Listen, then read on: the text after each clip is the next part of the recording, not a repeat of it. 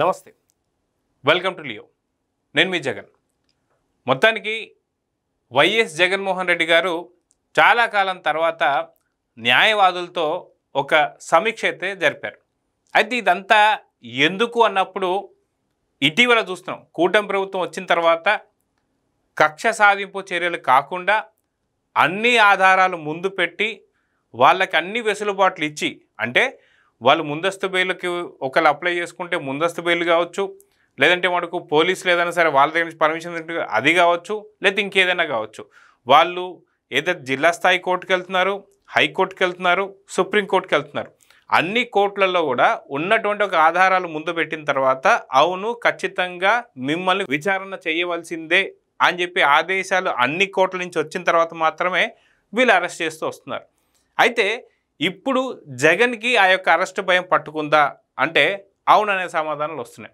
మరి దాదాపు గత ఏదైతే 2019 నుంచి 24 లోపల ఒక్కసారైనా సరే లాయర్లతో కావచ్చు, న్యాయమూర్తులతో కావచ్చు ఎప్పుడైనా సరే మీటింగ్ పెట్టాడా జగన్? అదేవిధంగా చూసుకుంటే కూటమి ప్రభుత్వం వచ్చిన తర్వాత ఈ 14 నెలల్లో ఎప్పుడైనా సరే న్యాయవాదులు తలుచుకున్నాడా? కానీ అనూహ్యంగా నిన్న మనకు చూసుకుంటే లాయర్లందరూ కూడా వైసీపీకి పెద్దన్నలు అని చెప్పి మాట్లాడుతున్నాడు. సో ఇదంతా ఎందుకంటే తన దాకా వస్తుందేమో అనేటువంటి ఒక భయం అని చెప్పేసి అందరూ కూడా, ఎవరైతే జర్నలిస్టులు కావచ్చు, అనలిస్టులు కావచ్చు, లేదా పొలిటికల్ అనలిస్టులు కావచ్చు, వీళ్ళందరూ కూడా ఇదే సమాధానం చెప్తూ వస్తున్నారు.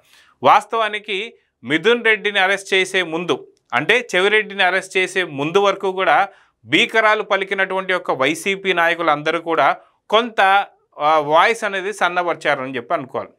సో ఇది కాకుండా జగన్మోహన్ రెడ్డి గారి దగ్గరికి, అంటే అంతిమ లబ్ధిదారుడు జగన్మోహన్ రెడ్డి అని చెప్పడానికి ఫస్ట్ ఛార్జ్షీట్, అంటే హైకోర్టుకి సమర్పించిన సిట్ ఏదైతే ఉందో లిక్కర్ స్కామ్లో ఫస్ట్ ఛార్జ్షీట్లో దాదాపు 3 నుంచి 4 సార్లు జగన్మోహన్ రెడ్డి పేరు ప్రస్తావించారు అనేది చాలా క్లారిటీగా అర్థమవుతుంది.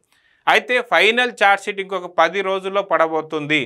ఈ 10 రోజుల్లో పడబోతున్నటువంటి ఫైనల్ ఛార్జ్షీట్లో జగన్మోహన్ రెడ్డి గారిని అదుపులోకి తీసుకొని విచారణ చేస్తే ఏం జరుగుతుంది అంటే, నిజంగా జగన్మోహన్ రెడ్డి గారికి సంబంధించినటువంటి ఒక అత్యంత సన్నిహితుడు ఉండవల్లి అరుణ్ కుమార్ గారు ఎవరైతే ఉన్నారో ఆయన చాలా చక్కగా చెప్పారు. ఆయన కూడా ఒక అడ్వకేట్ కాబట్టి ఆయన ఏం చెప్పారంటే, జగన్మోహన్ రెడ్డి పోలీస్ అదుపులోకి తీసుకున్న మరుక్షణం నుంచి దాదాపు ఒక 10 ఏళ్ల వరకు బయటికి రాడు అని చెప్పేశాడు. అయితే ఇది దృష్టిలో పెట్టుకొని జగన్మోహన్ రెడ్డి గారు లాయర్లను అందరినీ పిలిచేసి లాయర్లతో ఒక సమీక్షా మీటింగ్ పెట్టి ఒక యాప్ పెట్టి లాయర్లతో కూడా లాయర్ల ముందే బెదిరింపులు చేస్తున్నారు. వాస్తవానికి ఈ జగన్మోహన్ రెడ్డి గారి పైన మరో కేసు నమోదు చేయాలి. ఎందుకంటే ఇంతమంది లాయర్లు ఉన్నారు కదా, బరి తెగించేసి బెదిరింపులు దిగుతున్నటువంటి జగన్మోహన్ రెడ్డి గారి పైన ఖచ్చితంగా ఒక కేసు నమోదు చేయాలి. వాస్తవానికి వీళ్ళందరూ కూడా విట్నెస్ల కింద చెప్పాలి. ఏమన్నారండి? ఖచ్చితంగా నిన్నటి మీటింగ్లో ఏం మాట్లాడుతున్నాడు, ఖచ్చితంగా తంతే ఎక్కడ పడతారో తెలియదు, ఇదా భాష మాట్లాడాల్సింది.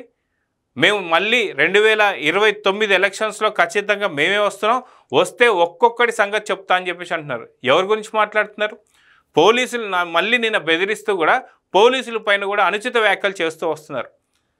అయితే ఇప్పుడు ముఖ్యమంత్రి కావచ్చు, ఇప్పుడున్నటువంటి ఒక కూటమి నేతలు ఎవరైతే ఉన్నారో వారందరి మీద కూడా అనుచిత వ్యాఖ్యలు చేస్తున్నాడు జగన్మోహన్ రెడ్డి. జగన్మోహన్ రెడ్డే కాకుండా జగన్మోహన్ రెడ్డికి సంబంధించినటువంటి ఒక మిగతా వారు ఎవరైతే ఉన్నారో వైసీపీ నేతలందరూ కూడా నోరు పారేసుకుంటున్నారు. ఆర్కే రోజా గారు ఏం మాట్లాడారండి? ఆర్కే రోజా గారు ఇదే మాట్లాడి ఎగరేసి తంతా అని చెప్పేసి మాట్లాడారు. ఈడేమో తంతే ఎక్కడ పడతారో తెలియదని మాట్లాడుతున్నాడు. సో ఇలాంటి మాటలు కావచ్చు, ప్రసన్న కుమార్ రెడ్డి మాట్లాడిన మాటలు కావచ్చు, ఆర్కే రోజా మాట్లాడే మాటలు కావచ్చు, ఖచ్చితంగా వీళ్ళందరూ సాక్ష్యంగా ఖచ్చితంగా ఒక కేసు అయితే నమోదు చేయాలని చెప్పి అయితే ఏపీ ప్రజలు కోరుకుంటున్నారు. అయితే ఇదంతా పక్కన పెడితే నిన్న చాలా రకాలైనటువంటి మాటలు మనం వైఎస్ జగన్మోహన్ రెడ్డి గారు మాట్లాడిన తర్వాత మనకు అర్థమైంది.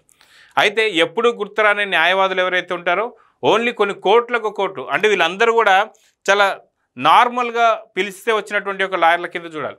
వాస్తవానికి కొన్ని కోట్లు ఇచ్చేసి జగన్మోహన్ రెడ్డి గారు, అంటే లిక్కర్ స్కామ్లో కావచ్చు, మైనింగ్ స్కామ్లో కావచ్చు, మిగతా స్కామ్లలో కావచ్చు వచ్చిన డబ్బంతా కూడా ఆయన ప్రస్తుతం లాయర్లకి, మళ్ళీ ఎన్నికలు వస్తే ఎన్నికల్లో ఉపయోగించుకోవడానికి మాత్రం సపరేట్ డెన్లలో దాచిపెట్టాలని చెప్పి కొన్ని వార్తలు అయితే వస్తున్నాయి. అయితే ఈ లాయర్లందరూ కూడా ఎవరైతే ఉన్నారో వాళ్ళందరూ వాదించే వల్ల ఇక్కడ మనం చూసుకుంటే అంబటి రాంబాబు గారు ఒక లాయర్, కానీ ఆయన బయట బ్లాక్ కోట్ వేసుకుంటాడు కానీ ఇక్కడ వైట్ ఎందుకు వచ్చాడో తెలియదు.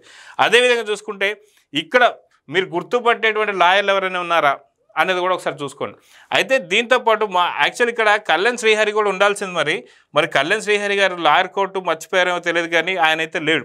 వాస్తవానికి కళ్యాణ్ శ్రీహరి కూడా ఈ మధ్య బ్లాక్ కోట్లు వేసుకొని అంబటి రాంబాబుతో పాటు తిరుగుతూ ఉన్నారు, మనందరికీ తెలిసిందే. అయితే ఇదంతా పక్కన పెడితే ఆయన నిన్న మాట్లాడుతూ ఎలక్షన్స్ అతి తొందరలో రాబోతున్నాయి, ఇప్పటికి సంవత్సరన్నర అయిపోయింది, ఇంకొక 3 సార్లు కళ్ళు మూసుకుంటే మన ప్రభుత్వం వచ్చేస్తుందని మాట్లాడతాడు. మరి కళ్ళు మూసుకుంటానని చెప్పేసి దాదాపు 1.5 సంవత్సరం క్రితమే అన్నారు కాబట్టి నిద్ర నుంచి లేచి ఈ మాటలు ఎట్లా మాట్లాడతాడు? సో నిజంగా కళ్ళు మూసుకొని సైలెంట్గా ఉంటే ఏపీ ప్రజలు కూడా చాలా అభివృద్ధి చెందుతారు కదా. కానీ మీకు సంబంధించినటువంటి పెద్దిరెడ్డి రామచంద్రారెడ్డికి సంబంధించిన మనుషులతోని ఏదైతే సింగపూర్ కావచ్చు, మిగతా పెట్టుబడులు పెడతానికి వస్తున్నటువంటి సంస్థలకి మెయిల్ రాయడం, లేఖలు రాయడం, వీళ్ళంతా కూడా మీరు చేస్తూ రాష్ట్ర అభివృద్ధిని చెడగొట్టాలనే ఆకాంక్షతో మీరు పోరాడుతున్నారు. కానీ పడుకుంటా ఉంటారు, ఎమ్మటే లెగిసి మళ్ళీ ఇలాంటి ప్రెస్ మీట్లు పెడుతూ ఉంటారు. సో దీనివల్ల ఎవరికి ప్రయోజనం అనేది మీరే చెప్పాలి. అయితే ఇదంతా పక్కన పెడితే జగన్మోహన్ రెడ్డి గారు చాలా మాట్లాడారు. అయితే దీనివల్ల పరిపక్వత చెందినటువంటి ఒక రాజకీయ నాయకుడు మాట్లాడిన మాటలా అంటే కాదనే చెప్తాను. ఎందుకంటే దాదాపు ఒక ముఖ్యమంత్రికి కొడుకు, మరో ఎంపీకి అన్న కొడుకు, ఇలాంటి అదిగాక దాదాపు 10 ఏళ్ల పాటు ప్రతిపక్షంలో ఉన్నాడు కాబట్టి మాటలు ఎలా మాట్లాడాలి అనేది మాత్రం జగన్మోహన్ రెడ్డి గారికి రాలేదని చెప్పేసి విశ్లేషకులు చెప్తూ వస్తున్నారు. నిన్న మాట్లాడిన మాటల్లో కూడా ఖచ్చితంగా బహిరంగంగా ఉన్నటువంటి ఒక బెదిరింపులు మాత్రం మనకు కనిపిస్తూ వస్తున్నాయి. నిజంగా ఇలాంటి బెదిరించేటువంటి ఒక నాయకుడు నిజంగా పాలకుడు అయితే ఎలా ఉంటుందనేది 2019 నుంచి 24 దాకా చాలా క్లారిటీగా అర్థమైపోయింది. ఆయన ఏం మాట్లాడుతున్నాడు అంటే 2019 నుంచి 24 దాకా అది జగన్ 0.1, ఇప్పుడు 2029లో మనం వస్తే జగన్ 2.0 చూస్తారని చెప్పేసి మాట్లాడుతున్నారు. ఈ 2.0లో కూడా ఈసారి ఖచ్చితంగా ఏదైతే ప్రజలు ఉన్నారో ప్రజలందరినీ పక్కన పెట్టి కార్యకర్తలకు మాత్రమే నేను ఈసారి చూస్తానంటున్నాడు. గతంలో 2019 నుంచి 24 దాకా కూడా మీ కార్యకర్తలు మాత్రమే లాభపడ్డారు కానీ ప్రజలు లాభపడలా. అదేవిధంగా ఈసారి కార్యకర్తల కోసమే నేను 2.0 అని చెప్పేసి మాట్లాడుతున్నారు అంటే ఖచ్చితంగా ఈసారి ప్రజలు పూర్తి పాస్తులు అన్నీ అమ్మేసుకొని ఇంకా పక్క రాష్ట్రాలకు వెళ్ళిపోవాలా అని చెప్పేసి ప్రశ్నిస్తున్నారు.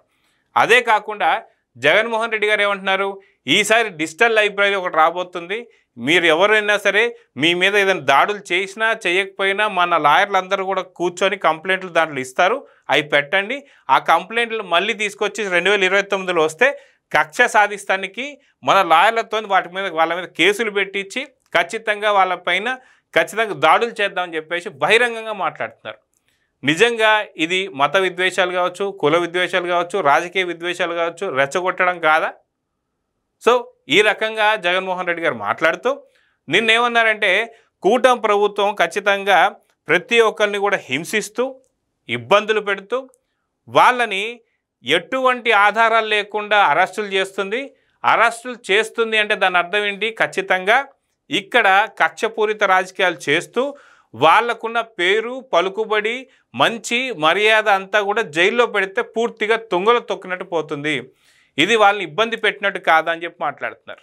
సో నిజంగా జగన్మోహన్ రెడ్డి గారు మాట్లాడిన మాటలు చాలా కరెక్ట్ అని చెప్పుకోవాలి. కానీ ఇప్పుడున్నటువంటి కూటమి ప్రభుత్వం ప్రతి ఒక్కటి సాక్ష్యాధారాలతో పాటు సైంటిఫికల్ ఎవిడెన్స్తో పాటు అన్నీ ముందు పెట్టి మాత్రమే జగన్మోహన్ రెడ్డి గారికి సంబంధించిన వైసీపీ నేతల్ని అరెస్టులు చేస్తుంది. అప్పుడు కూడా అన్ని వెసులుబాటులు ఇచ్చిన తర్వాత, అంటే జిల్లా కోర్టు కావచ్చు, హైకోర్టు కావచ్చు, లేదా సుప్రీంకోర్టు కావచ్చు, వీళ్ళందరూ కూడా మేము ఇంకా ముందస్తు బెయిల్ ఇవ్వలేము, ఖచ్చితంగా మీరు విచారణకు సహకరించండి అన్నప్పుడే వాళ్ళని అరెస్ట్ చేస్తున్నారు తప్ప, అదిగా కొంతమంది ఏం చేస్తున్నారు, పారిపోయి ఎక్కడో కేరళలో కావచ్చు, కర్ణాటకలో కావచ్చు, స్పా సెంటర్లలో లేదా మసాజ్ సెంటర్లలో, లేదా కొంతమంది బెంగళూరు ఎయిర్పోర్ట్లలో, కొంతమంది హైదరాబాద్ ఎయిర్పోర్ట్లో పారిపోతున్న వాళ్ళని ఏదైతే లుక్అవుట్ నోటీసులు ఇచ్చి పట్టుకుందే కానీ మీరు ఎవరు కూడా వచ్చి లొంగిపోయింది లేదు. మిథున్ రెడ్డి నేను లొంగిపోయాను అంటున్నాడు కానీ అంతకుముందే హైకోర్టులో బెయిల్కి అప్లై చేశాడు, సుప్రీంకోర్టులో బెయిల్కి అప్లై చేశాడు, తర్వాత సుప్రీంకోర్టు కూడా నిరాకరించి తర్వాత మళ్ళీ మిథున్ రెడ్డి ఏమన్నాడు, 1 రోజులు నాకు టైం ఇవ్వండి అన్నాడు. ససేమిరా లేదు, ఖచ్చితంగా 3 రోజుల్లో మీరు లొంగిపోవాలి, లేకపోతే మీ మీద తీవ్ర యాక్షన్ తీసుకోవాల్సి వస్తుంది అన్నప్పుడు మిథున్ రెడ్డి వచ్చేసి సిట్ ముందుకు లొంగిపోయాడు. అంతేగాని మిథున్ రెడ్డికి వచ్చేసి ఏం లొంగి కానీ మిథున్ రెడ్డికి ఏం తక్కువైందండి. ఇప్పుడు రాచ మర్యాదలన్నీ కూడా జరుగుతున్నట్టుగా తెలుస్తుంది. అయితే జగన్మోహన్ రెడ్డి గారు ఈ మాటలన్నీ మాట్లాడిన తర్వాత గతంలో వైసీపీ హయాంలో ఉన్నప్పుడు 2019-24 దాకా ఏం జరిగింది అనేది ఒకసారి చూద్దాం. మీ అందరికీ తెలిసిందే, గతంలో 2019-24 దాకా జగన్మోహన్ రెడ్డి గారు హయాంలో ఉన్నప్పుడు ఏదైతే నంద్యాలలో ఉన్నటువంటి యొక్క చంద్రబాబు నాయుడు గారిని ఆయన విశ్రమిస్తున్నటువంటి ఒక సమయంలో అర్ధరాత్రి పూట 2 గంటలు 2:30 గంటల ప్రాంతంలో ఏదైతే విశ్రమిస్తున్నటువంటి బస్సు దగ్గరికి వెళ్ళిపోయి చంద్రబాబు నాయుడు గారు దింపి అప్పటికప్పుడు అరెస్ట్ చేసి కనీసం ఎఫ్ఐఆర్ లేదు, ఎఫ్ఐఆర్లో పేరు లేదు, ఏదీ లేదు, మీరేం విచారించారన్నప్పుడు లేదు సార్ మిమ్మల్ని ఖచ్చితంగా తీసుకెళ్ళి లోపల పెట్టిన తర్వాత విచారణ చేస్తా అని చెప్పిస్తున్నారు. అంటే ఎఫ్ఐఆర్ లేదు, ఎఫ్ఐఆర్లో పేరు లేదు, కనీసం ఏ కేసో తెలియదు, మిమ్మల్ని లోపల తీసుకెళ్ళి మేము విచారిస్తాము అని చెప్పేసి మాట్లాడారు. ఆ టైంలో ఏం చేశాడు జగన్మోహన్ రెడ్డి? ఒక పిరికి పందలాగా లండన్కి పారిపోయి మళ్ళీ వచ్చిన తర్వాత అయ్యో నాకు తెలీదు ఎత్తేసారా అని చెప్పేసి అని మాట్లాడారు. అయితే నిజంగా ఎత్తేయడం ఏంటి అనేది ఇప్పుడు సాక్ష్యాధారాలతో పాటు చట్టబద్ధంగా చట్టం తన పని తాను చేసుకుంటూ పోతుంది. అయితే నిన్న మాట్లాడుతూ జగన్మోహన్ రెడ్డి గారు ఆయన మాట్లాడిన మాటల్లో కూడా మనం చాలా రకాలైన వ్యంగ్యమైన మాటలు మనం చూసాం. ఏదైతే ఇప్పుడు కూటమి ప్రభుత్వం వచ్చిన తర్వాత 2024 నుంచి కూడా ఓహో కలికాలం అంటే ఇలా ఉంటుందా అని చెప్పి అనిపిస్తుందంట. ఖచ్చితంగా నిజంగా అలానే అనిపిస్తుంది. ఎవరైతే చట్టబద్ధంగా న్యాయబద్ధంగా రాజకీయబద్ధంగా ఎవరైతే మసలుకోలేదో 2019-24 దాకా చేసిన అక్రమాలు అవినీతులు ఎవరైతే చేశారో వాళ్ళకు మాత్రం ఖచ్చితంగా ఇది కలికాలంలానే కనిపిస్తుంటుంది. ఎందుకంటే సాక్ష్యాధారాలు ముందు పెడుతున్నారుగా, వెంకటేష్ నాయుడు నోట్ల కట్టలు లెక్కబెడుతున్న వీడియోలు ముందు పెట్టారుగా, అదేవిధంగా 11 కోట్లు ఏదైతే శాకుంతల ఫామ్ హౌస్లో ఏదైతే దొరికిందో శంషాబాద్ దగ్గర ఆ నోట్ల కట్టలు చూయించారుగా. సో ఖచ్చితంగా వాళ్ళకు మాత్రం ఎవరైతే 2019-24 దాకా చేసినటువంటి ఒక అక్రమాల అవినీతికి మాత్రం వాళ్ళకి ఇది కలియుగంలానే కనిపించబోతుంది. అయితే నిన్న మాట్లాడినటువంటి ఒక వైఎస్ జగన్ గారు ఎవరైతే ఉన్నారో ఆయన ఒక మనిషిని అరెస్ట్ చేసినప్పుడు తన పరువు ప్రతిష్ట అన్నీ కూడా పూర్తిగా తుంగలో తొక్కినట్టు అయిపోతుందని చెప్పేసి మాట్లాడారు. సో ఏ ఎఫ్ఐఆర్ లేకుండా, ఏ మచ్చ లేకుండా, ఏ కేసు లేకుండా చంద్రబాబు నాయుడు గారిని ఎలా అరెస్ట్ చేశారు? కనీసం విచారించి పలాని దాని మీద మేము అరెస్ట్ చేసామని చెప్పకుండా తీసుకెళ్ళి జైల్లో వేసి ఫస్ట్ ఏమో దాదాపు ఇది 30,000 కోట్ల స్కామ్ అని చెప్పేసి మాట్లాడారు. తర్వాత లేదు అది ఓన్లీ 15,000 కోట్ల స్కామ్ అన్నారు, 12 అన్నారు, తర్వాత 6 అన్నారు, 7 అన్నారు, 3 అన్నారు, దాని తర్వాత లాస్ట్కి వచ్చేసి అది ఓన్లీ 2,000 అన్నారు. తర్వాత దాన్ని పూర్తిగా తీసుకొచ్చి అది 20,000 30,000 అని చెప్పేసి మాట్లాడారు. దాని తర్వాత తీసుకొస్తే అది ఓన్లీ 3 కోట్ల స్కామ్ అన్నారు. అది కూడా చూసుకుంటే అది ఏదైతే పార్టీకి సంబంధించిన బాండ్స్ అని చెప్పొచ్చు. దీనికి సంబంధించి కోర్టులో కూడా చూశారు. అదిగాక 17A అనేది కూడా వర్తించకుండా చంద్రబాబు నాయుడు గారిని ఎక్కడా కూడా చెప్పకుండా జగన్మోహన్ రెడ్డి గారు అన్న మాటల్లో ఎత్తేసారు ఆ రోజు. కానీ ఈరోజు ఏ భయంతో జగన్మోహన్ రెడ్డి గారు కావచ్చు, భారతిరెడ్డి గారు కావచ్చు, ఇద్దరు ఏదైతే సతీ సమేతంగా గవర్నర్ నజీర్ గారిని ఎందుకు గెలిచారు అంటే 17A మీకు మాత్రం వర్తిస్తుందా, చంద్రబాబు నాయుడు గారికి వర్తించదా? ఎందుకని 53 రోజులు మీరు జైల్లో పెట్టారు? సో అప్పుడు చంద్రబాబు నాయుడు గారు అంటే దాదాపు అప్పటికే 3 సార్లు ముఖ్యమంత్రిగా చేసి ఎంతో రాజకీయ అనుభవం ఉన్నటువంటి యొక్క చంద్రబాబు నాయుడు గారి పరువు ప్రతిష్ట ఖచ్చితంగా గంగలో కలిపింది నువ్వు కాదా జగన్ అని ఇప్పుడు ఏపీ ప్రజలు అడుగుతూ వస్తున్నారు. అయితే వీళ్ళే కాకుండా కూటమికి సంబంధించిన ఈయన ఎవరో తెలుసా అండి? RRR రఘురామకృష్ణ గారు. అప్పుడు వైసీపీ అంటే 2019-24 లోపల ఆయన వైసీపీకి సంబంధించినటువంటి ఎంపీగానే ఉన్నారు. ఎంపీగా ఉన్నటువంటి ఒక రఘురామకృష్ణ గారిని ఆయన పుట్టినరోజు చూసి ఆ పుట్టినరోజు రోజు ఆయన తీసుకెళ్ళిపోయారు. ఆయన ఎత్తేసారు. అప్పుడు ఆయన ఎత్తేసి ఏం చేశారు? ఆయన కాళ్ళకి కింద వాచేలాగా 3rd డిగ్రీ ప్రయోగించి ఏదైతే ముసుగుల్లో ఉన్నటువంటి కొంతమంది మనుషులు కొట్టారని చెప్పి, తనకు ముసుగు వేశారని చెప్పి, ఒక వీడియో కాల్ చేశారని చెప్పి, ఆ వీడియో కాల్ ఏదైతే ఉందో అవతల ఉన్న మనిషి నవ్వుతున్నారని చెప్పేసి స్వయాన ఇప్పుడు డిప్యూటీ స్పీకర్ అయినటువంటి ఒక రఘురామకృష్ణ గారు కూడా ఇప్పుడు కేసు ఫైల్ అయింది జరుగుతుంది. సో ఆ రోజు మీ ఎంపీ అయినటువంటి ఒక RRR గారి పైన మీరెందుకు కేసు పెట్టారు? మీరెందుకని అరెస్ట్ చేశారు? మీరెందుకని 3rd డిగ్రీ ప్రయోగించారు? మరి అప్పుడు ఆయనకు సంబంధించినట్టు పరువు ప్రతిష్ట అంతా కూడా గంగలో తెలిసినట్టు కాదా? ఎందుకు అంటే మీ పైన ఉన్నటువంటి ఒక విమర్శలు ఏవైతే ఉన్నాయో, కోర్టులో అక్రమ ఆస్తుల కేసులు ఏవైతే ఉన్నాయో వాటిని త్వరగా తేల్చండి అని అడిగినందుకు మీరు చేసిన శిక్ష. అది మీ ఎంపీ పైన.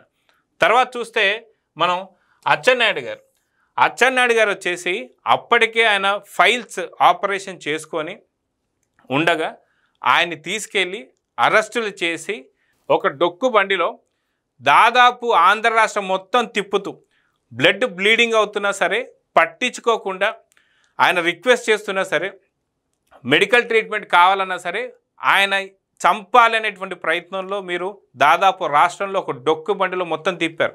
అవునా కదా? సో అవి ఇంకా ప్రజలు మర్చిపోలేదు. దాని తర్వాత చూసుకుంటే మనకి కొల్లు రవీంద్ర గారిని కూడా దాదాపు 52 రోజుల పాటు జైల్లో పెట్టి, జైల్లో ఆయన హింసించి లేనిపోని ఆరోపణలు ఆయన మీద చేసి, ఏదో వైసీపీ నాయకుడు మొన్న అన్నారు కదా, ఎవరైతే పేర్ని నాని అన్నట్టుగా ఏదైతే మచిలీపట్నం సంబంధించే ఆయన కూడా కొల్లు రవీంద్ర గారు అటు సైడే కాబట్టి అక్కడ ఒక వ్యక్తిని చంపి మళ్ళీ తెల్లారి వచ్చేసి అయ్యో ఏం జరిగింది అని చెప్పేసి చీకట్లో కన్ను కొట్టాలి, రఫా నరికేయాలని చెప్పేసి పేర్ని నాని గారు అయితే అన్నారో ఆయన చెప్పిన సిద్ధాంతం అక్కడ ఆ రోజు వర్కౌట్ అయింది. ఆయన ఏం చేశారు, ఆయనకు సంబంధించిన వర్గీయులు ఎవరైతే ఉన్నారో పేర్ని నానికి సంబంధించి వాళ్ళు వెళ్ళి ఒక హత్య చేసి వాళ్ళు పొద్దున్న వెళ్ళి పరామర్శించి ఇది చేసింది కొల్లు రవీంద్ర అని చెప్పేసి అన్నారు. గతంలో సొంత జగన్మోహన్ రెడ్డికి బాబాయ్ అయినటువంటి ఒక వైఎస్ వివేకానంద రెడ్డి గారిని చంపేసి ఇది చేసింది నారాసుర రక్త చరిత్ర అన్నట్టుగా జరిగింది. ఆ రోజు అరెస్ట్ చేశారు, తీసుకెళ్ళి 52 రోజులు జైల్లో పెట్టారు. ఇది అక్రమ అరెస్టులు కావా? ఆయన పరువు ప్రతిష్ట మొత్తం కూడా గంగపాలు కాలేదా?